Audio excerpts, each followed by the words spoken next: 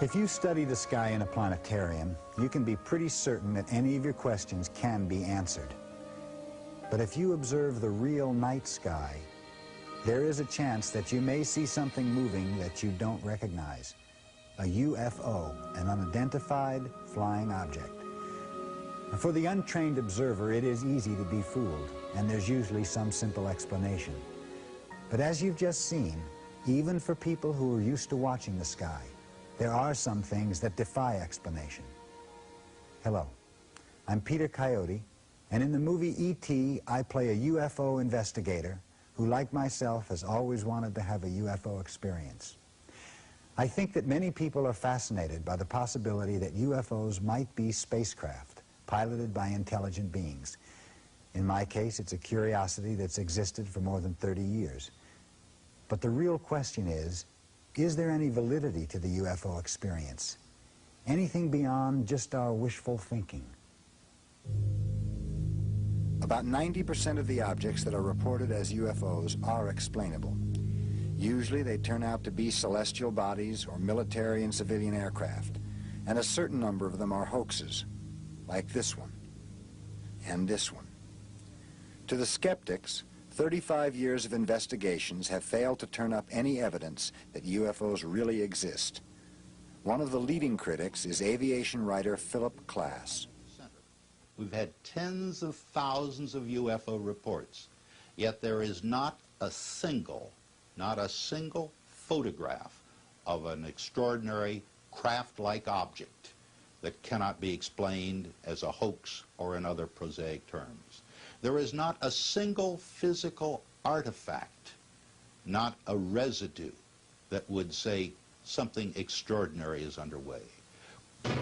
Then are UFOs just part of our modern mythology, reflected in Hollywood films? All through history, mankind has always looked to the skies for help.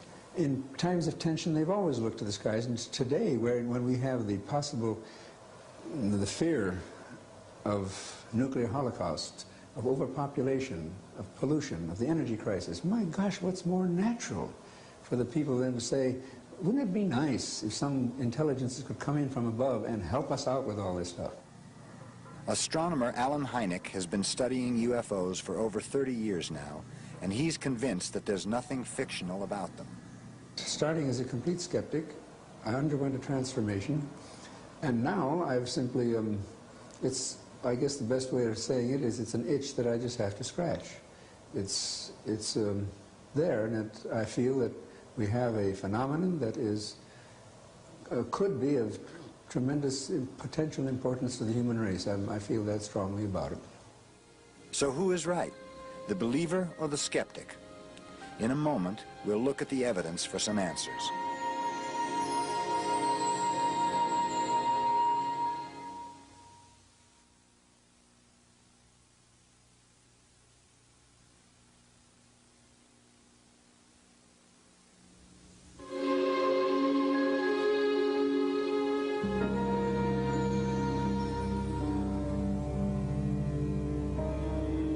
Unidentified flying object. That's what people reported seeing on March of 1982, circling the sky over San Francisco. At least a half dozen people say they saw a UFO near the Golden Gate Bridge this morning. A cluster of lights was first spotted by one commuter crossing the bridge just after 6 a.m. It looked neon, and it was just kind of hovering, and it looked like a big white wing, to me. Each year, hundreds of people claim to see UFOs. Most are eventually identified. This particular object turned out to be an advertising plane, which is frequently mistaken for a UFO. When people do see things in the sky that mystify them, who can they turn to? Publicly, government agencies claim no interest in UFO sightings.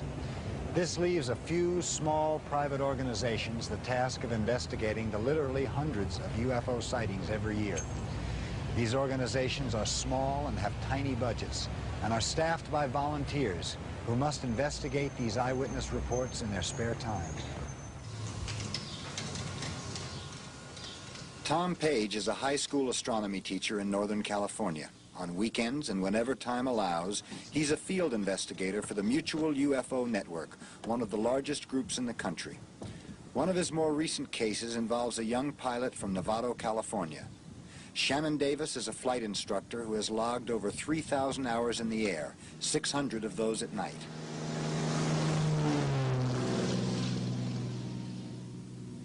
His sighting on the night of November 5th, 1980 is typical of the 5 to 10% that remain unidentified.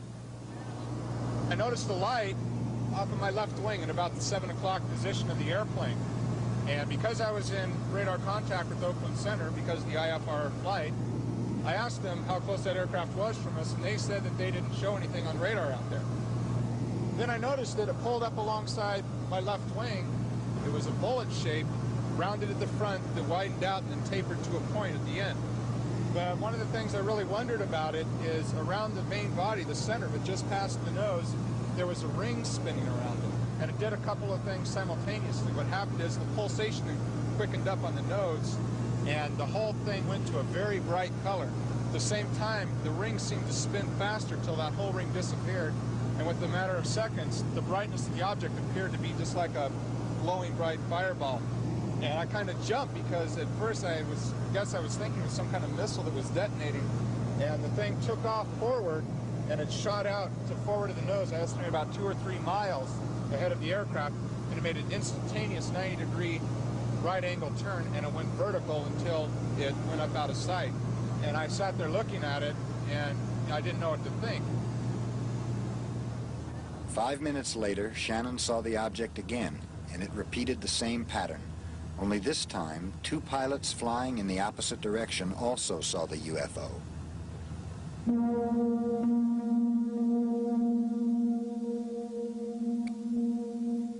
I have to, to the best of my knowledge, rule out any kind of meteor or shooting star, because I don't know if any meteor that will come alongside, pace you, and then take off forward and go vertical. Okay? Any kind of spacecraft or military aircraft, technically that was defying all physical laws by making an instantaneous 90-degree turn. According to the laws of physics, that can't be done. And, you know, I watched it do it twice. The first step in any UFO investigation is to check out witness credibility. In this particular case, it was easy since Tom already knew Shannon. I first met Shannon Davis as a student in one of my classes. As far as the credibility of the witness in this case, I feel that this particular individual is telling the truth. I think he's a very truthful individual. He had no reason to lie. And at the time, he didn't want any publicity. Now he said that he would be willing to make this public just for scientific information. But one witness does not make a strong case, so Tom tried to locate the other 2 pilots. There's a possibility in this particular setting that there were 2 other witnesses, 2 pilots who saw something come out of an overcast above Shannon. I do not know what airline they were from, and Shannon didn't either, and we're unable to contact them. And what about radar? During the encounter, Shannon radioed Oakland Center Flight Facility, but their response was negative. If a pilot were to inform us that he had a sighting of a UFO in close proximity, we would not be able to distinguish between he and that UFO. It would be all one target to us. Could the object have been man-made or a natural phenomenon? None of those things could do the things that this particular object did, moving forward at a high speed, making a right-angle turn. Possibly a military aircraft could, but the military certainly wouldn't be telling us about it. The case closed. This is how the evidence stood. Was the main witness credible? Yes. Were other eyewitnesses contacted to support the story? No. Was the object tracked on radar? No. Could the object have been man-made or some celestial body? Inconclusive. That's the problem we have, is that we're basing the whole UFO study on the report of witnesses, and we have to just determine whether these witnesses are telling the truth or not. Shannon believes he saw something extraordinary, and Page agrees with him. But to the doubters, without hard evidence, they're inclined toward a more conventional explanation. There are dozens, simply dozens of things to be seen in the night skies. And I say to any of your viewers, if they will go out tonight, if it's a clear night, and spend 3 hours looking at the night skies, I can almost guarantee them they will see something that will surprise them, something unusual. But ufologists like Page argue that the problem is not the validity of the eyewitness accounts, but the lack of professionally trained, full-time people to investigate cases like Shannon's. look, we wouldn't have gone to the moon if we'd had to depend on people who could work only on weekends and without salary as a hobby. What we need in ufology is to make it professional.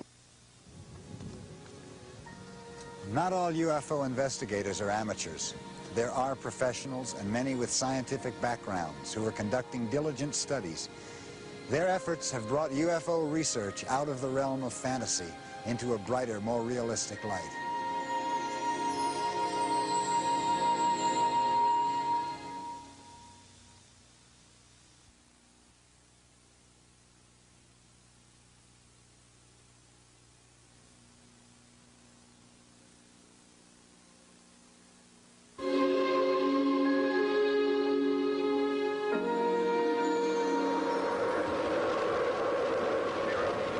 In the last 40 years, technology has moved us from an earthbound existence straight into the outer reaches of space.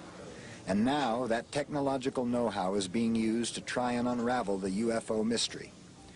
John Schuessler is a mechanical engineer for McDonnell Douglas and NASA. Here at the Johnson Space Center in Houston, Schuessler has worked on several space programs, including Skylab and the Space Shuttle. Schuessler's lifelong interest in UFOs prompted him to bring together other interested aerospace workers and form a group called VISIT. Our Project VISIT is a very unique organization in that our acronym stands for Vehicle Internal Systems Investigative Team. And by that we mean that UFOs, if they exist, must have internal systems, as do our spacecraft, such as the Space Shuttle. We feel that by investigating cases where there are unique attributes, and that it is time that world governments officially acknowledge materials, metals, photographs, anything technological, that we can take the end result and model it, backtrack, and define and design exactly what happened. Over the past several months, Schuessler and his group have accumulated a file of 100 cases of UFO encounters in which people were injured.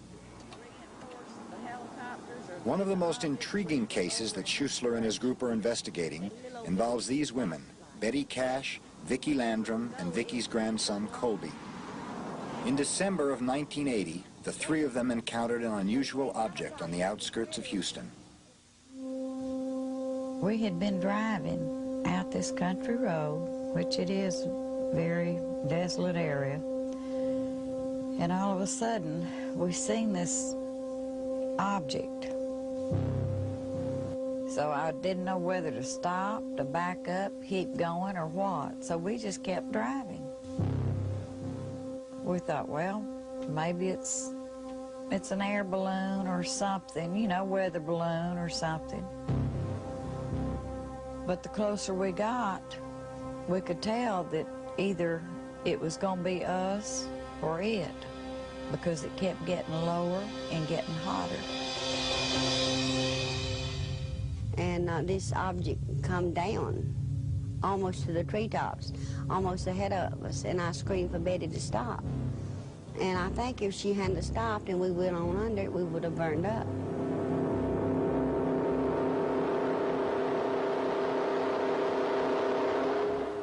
I got out in the car, Kobe and me, for about, I guess, a minute or two, and he was screaming like he was trying to get away from me and then pulling me back in the car, and I got back in the car, and Betty walked to the head of the car.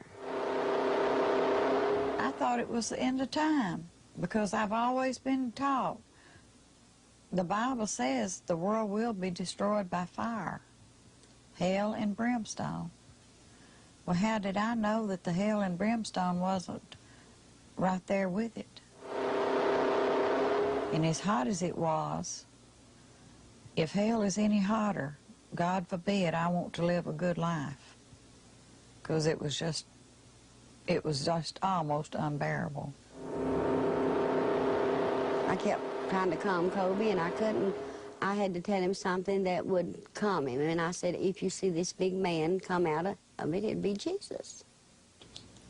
Well, I just had a feeling to look up in the sky. I looked around a little bit more and I saw that object. It looked like a diamond. It lit up the whole sky. It was a grayish, metallic-looking color, but yet the flames it was throwing out was a reddish, yellowish-looking glow. Besides the strange object, they all claim to have seen several helicopters hovering around it.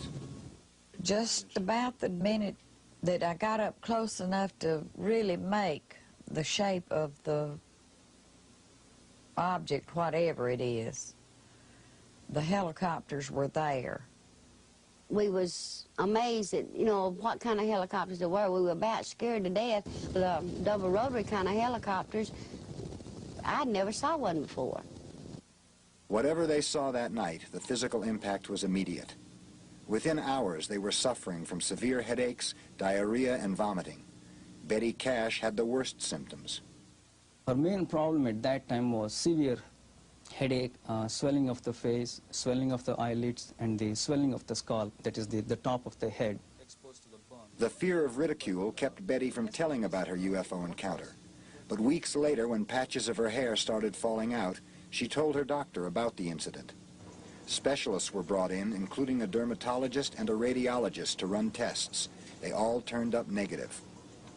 John Schuessler and his group started their own investigation several months later. Despite the inconclusive medical reports, Schuessler believes that all 3 victims received some kind of radiation exposure caused by the UFO. It's a package of symptoms that all 3 had, and all 3 being different kinds of people. That's the significant thing, from their age, the past history, medical history, etc. But they all had common symptoms. The common symptoms all manifested themselves right after the incident, starting within hours. And what about the helicopters that were supposedly hovering around the object? Schuessler's investigators found other witnesses who saw them. The helicopters must have been military if they existed. That has to be a given. There are no civilian operations of CH-47 Chinook-type helicopters in the Houston or Gulf Coast area. Major Dennis Hare is a commander with the National Guard at Ellington Air Force Base near Houston. He says none of the Chinooks in his unit flew the night of the incident.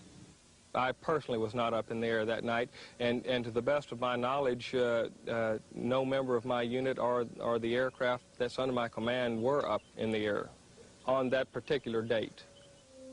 A fleet of helicopters, an unidentified flying object, and 3 victims who were injured by it. What do they all add up to? No one is sure. Schuessler and his group think that one possible explanation is that our government may have been testing a secret aircraft that night, powered by some type of microwave propulsion system. The craft may have gone out of control, almost touching down when Betty, Vicky, and Colby saw it. They have what would normally be seen from a heavy dose of microwave and possibly an X-ray component. And we do know that pulsed microwave gives off an X-ray component. But if the military is involved, they deny it. Citizens of the United States were subjected to chemical exposures, radiation exposures, and various other things over the past 30 years at different times in the interest of research or military operations. And a lot of those people kept saying, hey, look, I was hurt. Believe me, I was hurt. And everybody said, you're crazy, it couldn't have happened. As for Betty and Vicky, they still suffer from hypersensitivity to heat. I do expect them to take care of my medical bills and what I have had to go through with and what I'm still going through with and what I may have to continue for years. I don't believe in the little green men and all of that stuff from outer space. But if it's something that people don't know about, and it slipped in here and did that to us, and the government say they don't know about it, when they had the helicopters up there, we in a terrible shape. Because if it can happen to us, it could happen to a whole city. A postscript to the case. Vicky and Betty have filed suit against the federal government, attempting to win compensation for their injuries. They remain firmly convinced that whatever it was they saw, it was attached to the United States military. After pressure from a Texas congressman, the U.S. Air Force sent its own special investigator to look into the matter. His report states that he was unable to find any connection whatsoever between the UFO and any branch of the U.S. military. And so the case remains unsolved, but it does raise some questions. Is it possible that some unidentified flying objects could be secret U.S. military test planes? And if so, what recourse do citizens have if they are injured by them?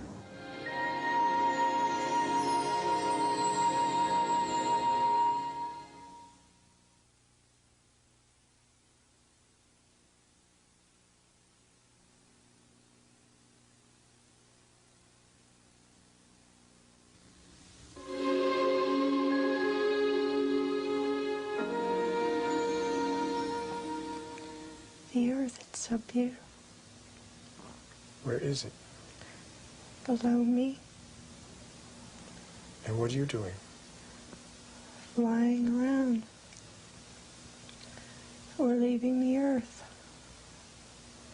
Under deep regressive hypnosis, Carol Del Duca is recounting a bizarre story in which she was whisked away in a spaceship. Her husband, Joseph, also under hypnosis, tells the same story. Is it real or imagined? In the whole area of UFO experiences, the strangest and most controversial are the abduction cases. Since the early 1970s, there have been well over 300 incidents of people claiming to have been forcibly abducted and taken onto spaceships where they met extraterrestrial beings. These incredible stories have divided UFO investigators. Our own examination of this began with Joseph and Carol Del Duca's own story. Like a glow on the outside. The Del Duca case was investigated by Dr. Richard Sigismund, a social psychologist in Boulder, Colorado. Their story begins late one night while driving down a lonely stretch of highway on their way home from a trip with their 4-month-old son. All they can remember is seeing 4 UFOs. Only under deep hypnosis do they begin to fill in the lost hours. 4, 5, sleep. Joe and Carol are each hypnotized separately, but relate similar stories. Pulling into the woods. You're pulling into where? The woods. What are you doing there? We're going to the spaceship.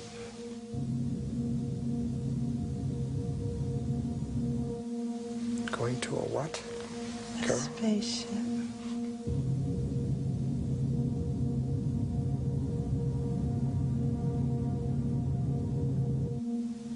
Tell me what you're doing then. Going into the room.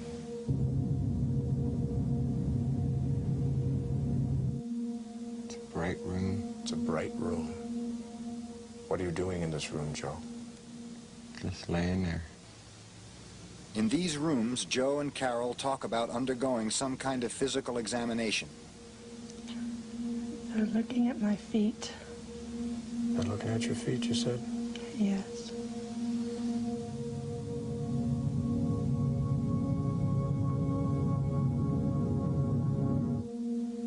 It's hurting me. What'd you say, Carol?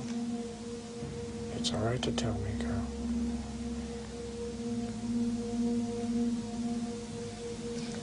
They're hurting my ankle. They're doing what? They pulled on my ankle.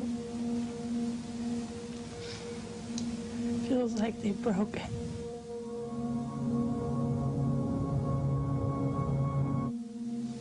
There's people. Will you describe these people to me, Joe? Tell me what you see. Tell me what they're doing, if anything. They got little ribs all up and down. They're real skinny at the waist, but they have a big chest.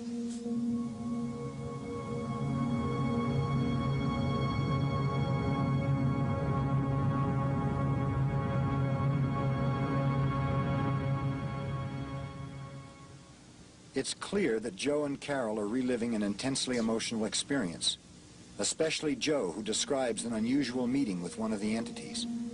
He just pulled me out. Pulled you out of what, Joe? Out of my body. I'm one, but I'm two. He's so nice. He's warm.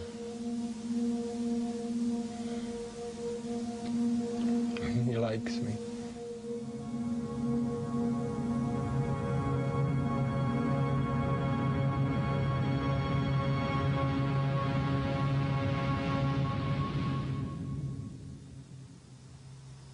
Were Joe and Carol abducted by aliens from another world, or did they imagine it? Dr. Sigismund believes it did happen. The stories on every significant, in fact, minor details, they match. Even though each individual had distinctly different type of experience, which they relived under the hypnosis, nonetheless, if they were describing the shape of the so-called craft, or they're describing the suits of the entities, it all dovetailed to a minute degree. It would be a great difficulty if individuals sought to perpetrate a hoax to maintain it under deep hypnosis. We sometimes doubted ourselves. Did that really happen? That's incredible. But after we realized that this was a good thing, and very few people have the privilege of getting to do something like that, that it left us with good feelings. It was just mind-boggling, but there was a lasting impact. But the theory of abductions is being challenged by this team of investigators. Dr. Alvin Lawson, an English professor at Long Beach State University, Dr. William McCall, a medical doctor who specializes in hypnotism, and John Herrera, a writer. They demonstrated for us a basic experiment. And that it is time that world governments officially acknowledge She was abducted, and a volunteer who is told to imagine an abduction. The result? Both stories are similar. What is it that you're seeing? They're shapes, and they're looking down at me. They're tall and slim, with large eyes, long fingers. It's like this bright light in their heads looking down at me. But they're like shadows. Mm-hmm. And something's passing across. Yes. It's sort of like a piece of something. They're looking into my eyes. There's no communication that they know what I'm thinking. No verbal communication. It's like they're bleeping something at me, like electrical impulses or something. In general, the imaginary and the real experiences, as we've experienced them here, are identical. I mean, there are no real substantive differences.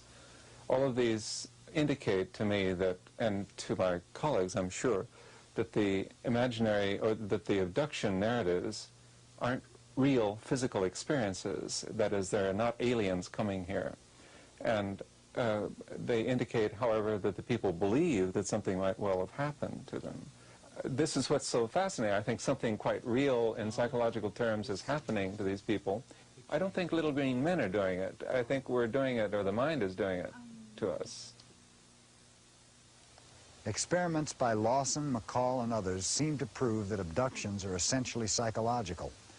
This does not invalidate them, however, and they are still happening to people all over the world. It's up to the researchers to find out why.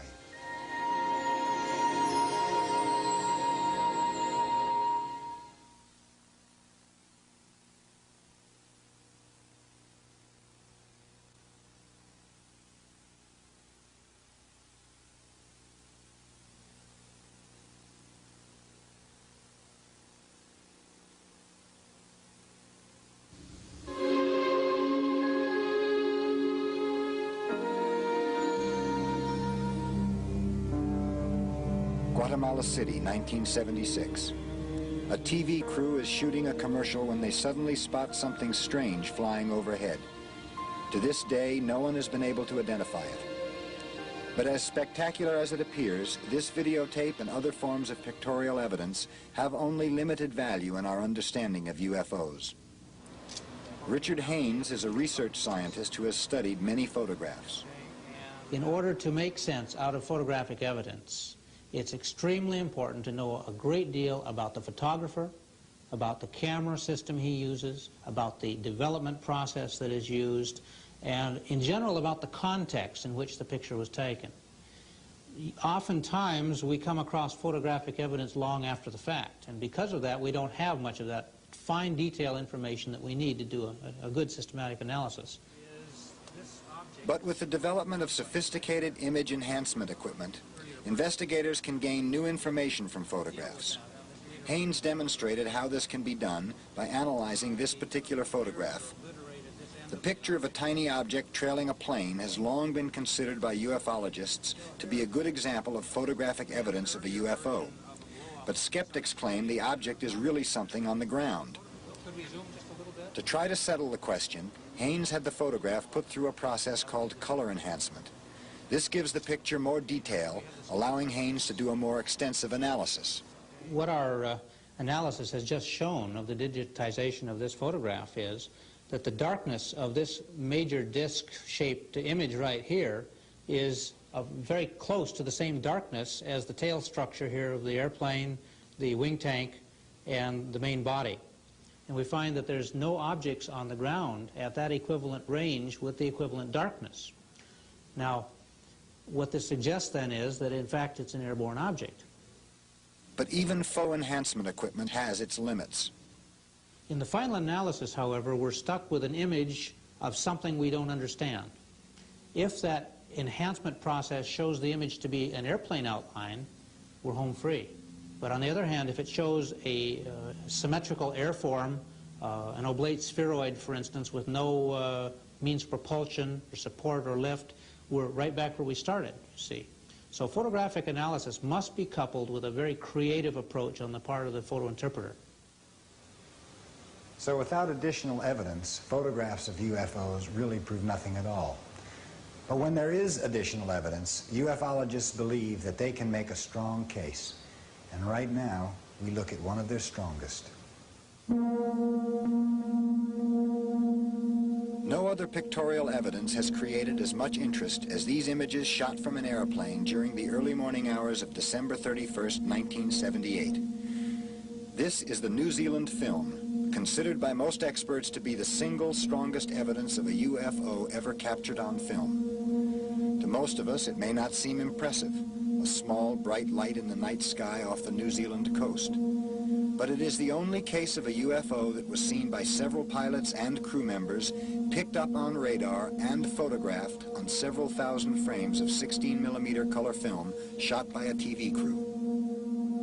It appears to have a brightly lit bottom and a transparent sort of sphere on top, so it appears to be, well, like a flying saucer.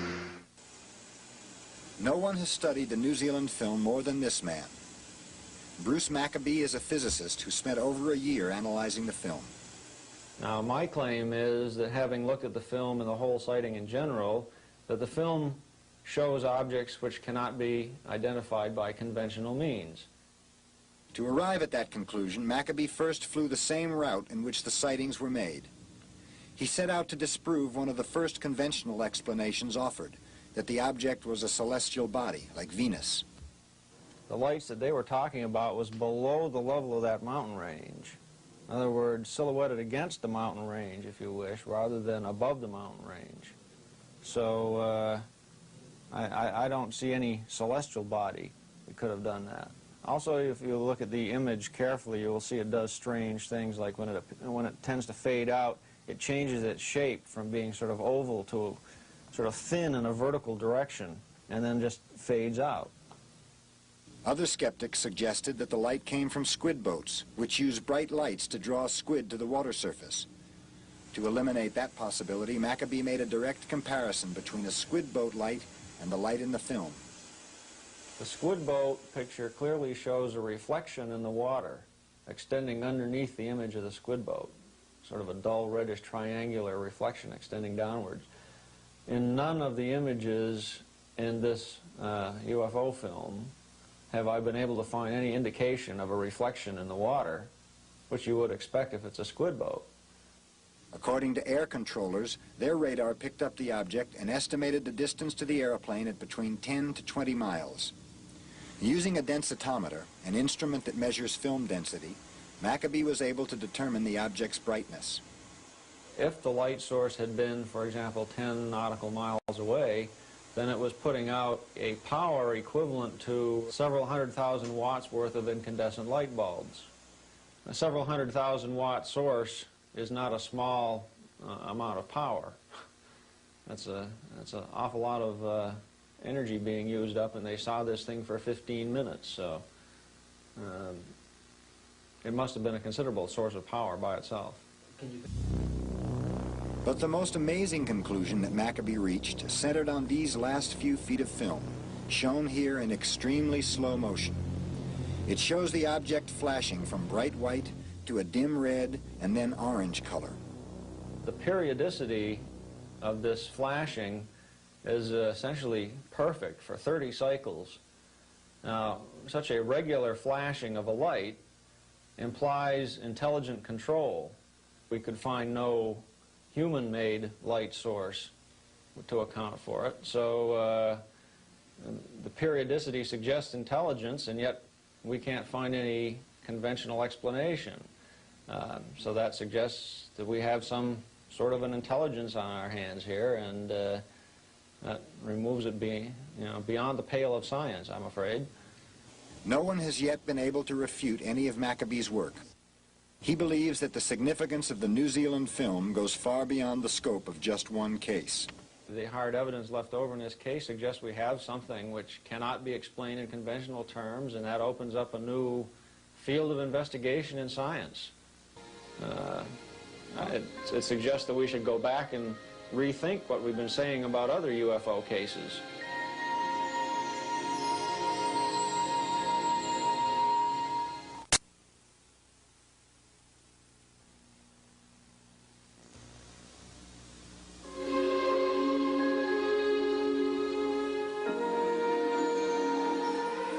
October 25th, 1975.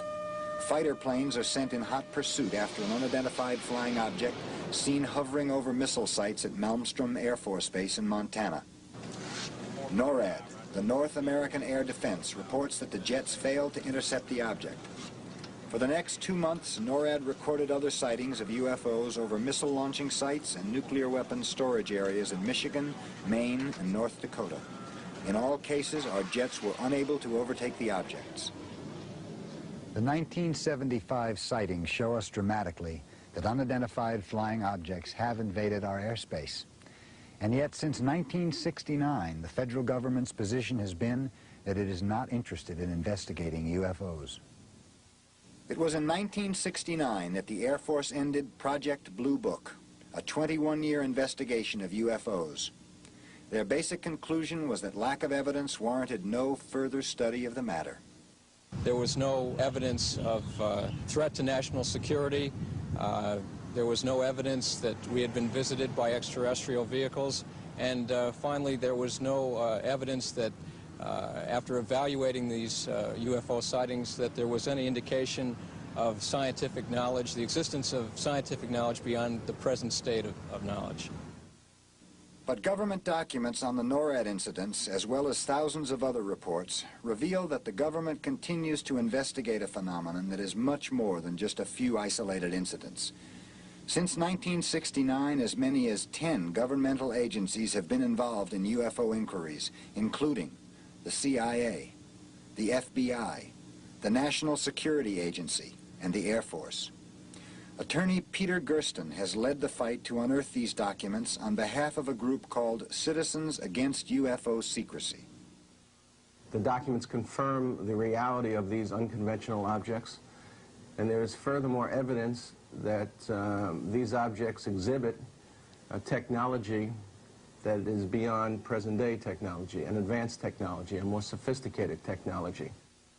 A graphic example of that technology was reported in this document about an incident on September 19, 1976 in Iran.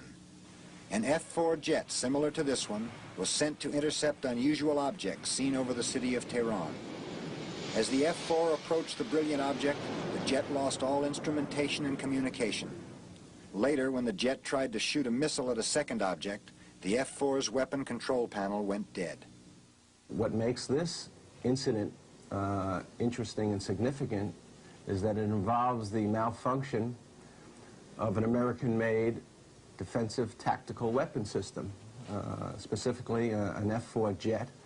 The interesting part of the incident is that the Defense Intelligence Agency did an evaluation of the incident and found the incident to be a classic UFO case because of eyewitness verification, confirmed by radar, and so forth. Documents show repeatedly that UFOs have been able to penetrate our military airspace. In one incident in 1980, UFOs were seen over Kirtland Air Force Base in New Mexico. The base is a highly sensitive installation that includes an advanced weapons research laboratory. Documents show that bright objects were able to land at the base undetected by radar. When security police tried to pursue the objects, they took off. UFOs pose a threat to national security for many reasons, the first of which relate to the general principle that these objects have been unable to be identified by this government for the last 35 years. Another reason we see in the documents, which relate to the overflights over the military bases in 1975, the unrestricted and unlimited access that these objects had. But Gersten and his group have been stopped in their pursuit of more information. The CIA refused to send Gersten 57 documents, and the Air Force has 100 documents that it refused to release. And recently, the National Security Agency did not release 160 documents for the same reason, national security. And in May of this year, and that it is time that world governments officially acknowledge would be both embarrassing to the agency because it would show once again that the objects exist, that the objects are an advanced technology, and the objects do in one way or another pose a threat. So they don't want to release the information for that reason.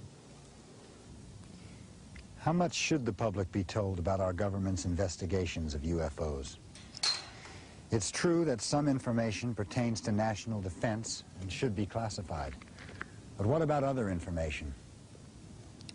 What's needed now are not more secrecy-shrouded investigations, but a joint effort between government and scientists dedicated to unraveling the UFO mystery. Because it's obvious that Project Blue Book was not the last word on the subject.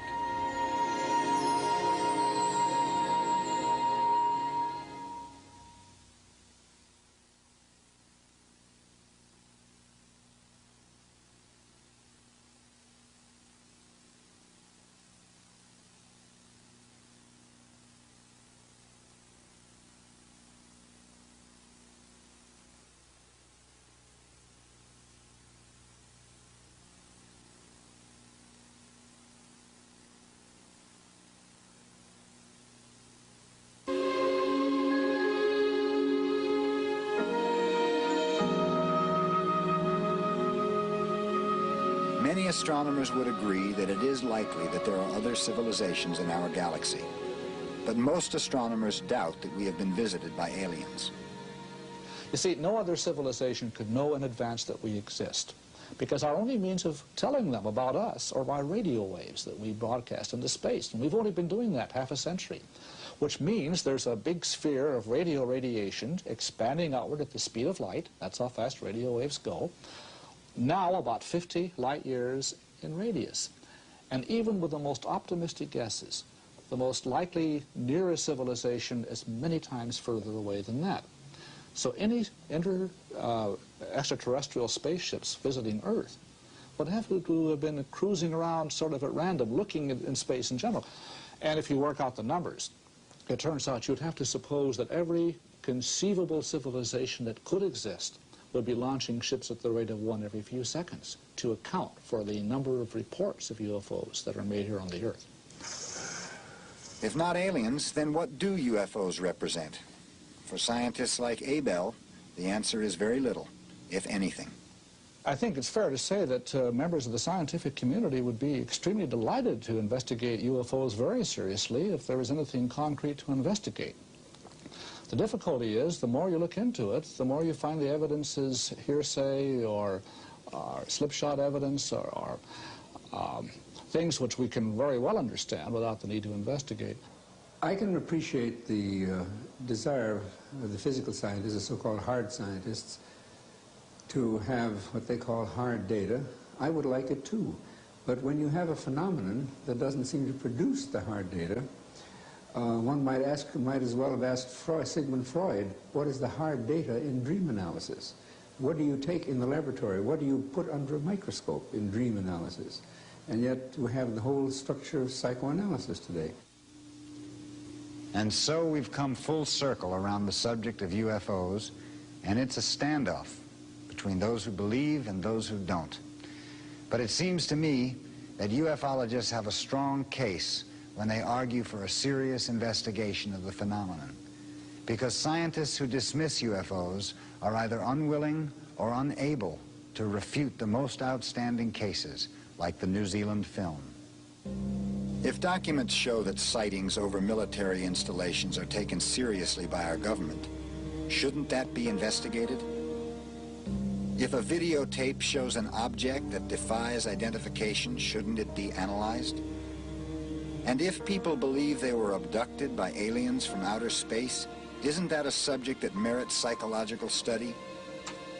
Dr. Haynes and others say yes, and they make a plea for time and money to do a thorough investigation of the strongest UFO cases.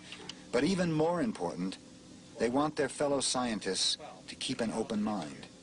Because we're dealing with a phenomenon we don't understand. And because of that, we need to keep every avenue open in terms of the approach taken to understand it.